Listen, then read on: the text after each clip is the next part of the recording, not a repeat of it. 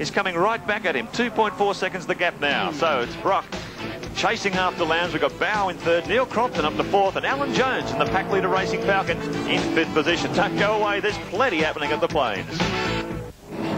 Welcome back to Symmons Plains. Greg Crick and Glenn Seaton round the outside. Seaton must have had an absolute shocker in that opening lap. He was fourth off the grid and he's coming his way back into the top 10.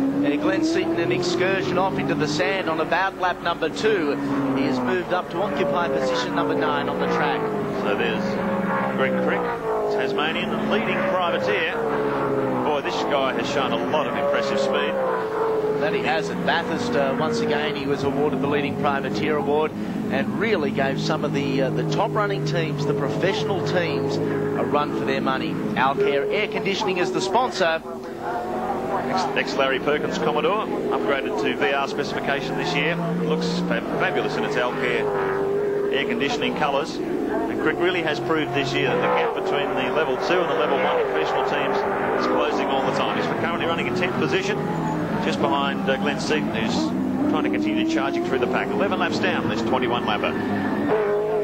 Peter Brock currently running in 2nd position. Qualified 2nd yesterday. Closed the gap down to Lowndes there, down to about 2.4 seconds, but I believe Lowndes was having a bit of trouble through traffic on that lap. Lowndes has now opened it up to 4.2. So Brock apparently powerless to match the speed of his younger teammate in this opening 12 laps. Well, Brock's actually the last couple of races has been able to match Craig blow for blow and actually in fact get on top of him. But I think this weekend Craig's flexing his muscles a little bit. He's certainly doing the job. He's the only one that's doing 54s consistently and certainly has the wood over Brock at the moment. Probably not quite so sharp through the traffic, but certainly got the pace. That begs me to ask the question, team cars, but are they identical cars, Brad? Well, I think you'll find that Craig's car's got a few more experimental bits on it this week, and I think the engine's probably slightly different, which gives him a bit more grunt. Third place driver on the track, the defending series champion, John Bow, the first of the forwards in this heat number 1 of round number 4 in this year's title chase. It's just amazing, Brad, isn't it, the way the cream continually rises to the surface. There's the guys battling for top 3 or 4 positions in the championship. Lowndes, Brock, Bow, they're still running at the front of this battle. Well, that's true. They're all championship contenders, and except for Glenn, who unfortunately had a bit of a misdemeanor earlier on in the race.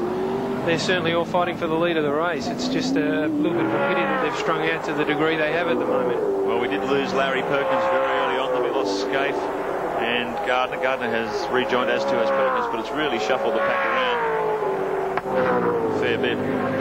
But now it's Lowndes still in control. Here's 3:01, and that's Alan Jones in 5th position. So it's Lowndes, Brock, some 4.7 seconds. Then there's Bow, John, Neil Crompton, Alan Jones. Here he is in 5th position. Jones, the pack leader forward. A few teething problems with the cars in these opening laps, but it's been a very, very difficult season in which to debut a touring car team. Season very, very tight. A lot of races crammed in together. They haven't had a lot of time for development, so they really have been behind the 8 ball, but they're fighting back pretty strongly here at Symmons Plains. That they are, and yeah, time has been the major problem in the pack leader camp. Alan Jones currently 5th on the racetrack. Paul Romano, as we saw earlier, experiencing a few problems. Well, good run here from Neil Crompton. Gardner, we saw in the wars earlier on, but Crompton managing to stay out of that panel punch-up, running in 4th position. Keeping in mind, he did start from position number 11 on the track. There has been a huge rate of attrition, but also some very smart and quick driving on the part of Neil Crompton. Wasn't all that happy, I must admit, going into the first race today. He's very harsh on himself and wasn't impressed by his performance in qualifying yesterday.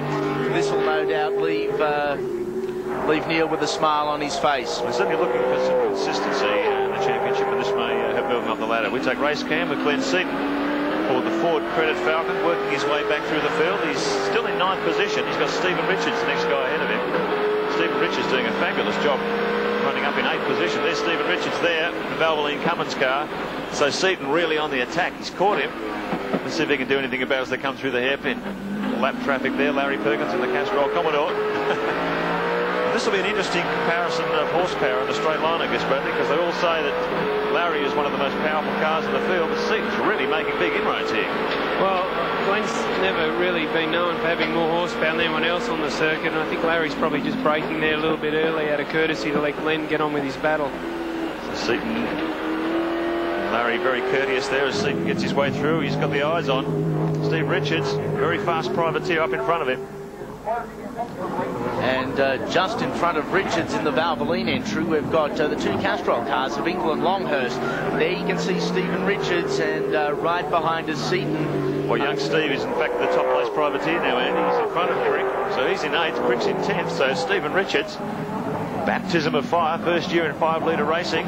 Gary Rogers Motorsport, they found it pretty tough, but gee, they put in some good performances already, and here's Seaton right up behind him. Couldn't get a bit of paper between the bumper bars of the two cars, but Seaton Richards got a very good exit out of that corner, giving Seaton a lot of work to do in the straight line. He was going to catch him. Let's see if he has a go under brakes. Seven Sport Race Cam takes you inside with Glenn Seaton. He ducks down the inside, right alongside the Valvoline Commodore, and takes another position back. Smart racing from both drivers there. Stephen Richards, oh, that's some great advertising for Valvoline and Cummins. As we look out the back of the Ford Credit Falcon EF of Glenn Seaton, under brakes into the left-hander. And Seaton now up to 8th position. Great exit speed from that corner from Glenn Seaton. The hammer is down as they race up towards the hairpin. Oh, look at this. Neil Crompton under fire from Alan Jones. You've seen the pack leader Ford closing in slowly. They're side by side as they come through this 240k sweeper. Crompton on the inside, Jones on the outside. Jones probably well positioned for this braking manoeuvre. He's got lap traffic, ducks down the inside of Scotty Taylor, continues his braking move, and up the inside of Crompton. Well, late braking from Alan Jones, but fortunately no body contact that time. There's more smoke there than an Indian hunting party. Jones is really on a charge here. That's 4th position now. He's only got Bow, Brock and Lowndes ahead of him. Very competitive, the most competitive run, in fact, from the pack leader racing team this weekend. Ross and Jim Stone working very hard on all development phases of the car, from the Bridgestone tyres to the brakes to engine development. They've been working absolutely flat out in between races to try and make some progress, and it looks like the results may be paying off here. They had problems earlier in the year, Mark, with brakes, and it got to the point where they weren't sure if they'd even contest the Bathurst round because the place is so scary, and you really need the big anchors there. But they really have done a lot of testing, and it's come through. One guy who's obviously been doing his homework along with the rest of the Mobil HR team is the guy on screen now. He's your current race leader, Craig Lowndes, car number 15. 19 laps down in this 21 lapper. He's opened it up 4.8 seconds, just holding it about 5 seconds between himself and Peter Brock in 2nd position. But another crushing display of speed from Lowndes.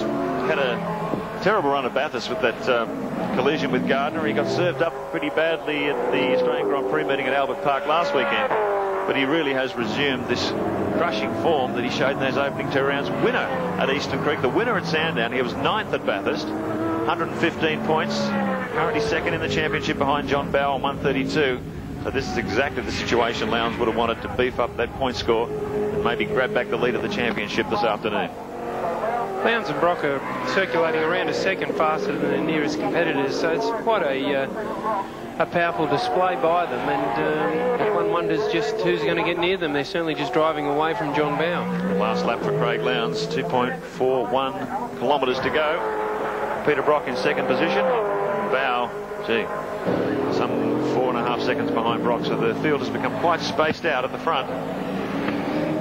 Brock currently running in 5th position in the championship with 70 points to Lowndes 115, so he's still in this with a good show. But if Lowndes continues to score big buckets of points, he'll get 20 from this round, this race, and if he keeps scoring points like that, it's going to look pretty menacing for the championship. Under brakes for Coca-Cola Corner for the final time.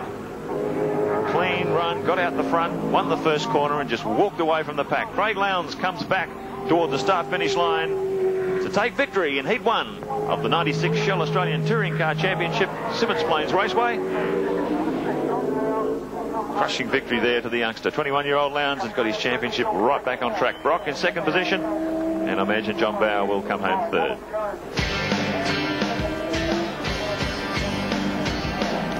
Let's have a look at the Shell race score. Craig Lowndes, winner of heat number 1. 2nd place was teammate Peter Brock. The first of the Fords in 3rd was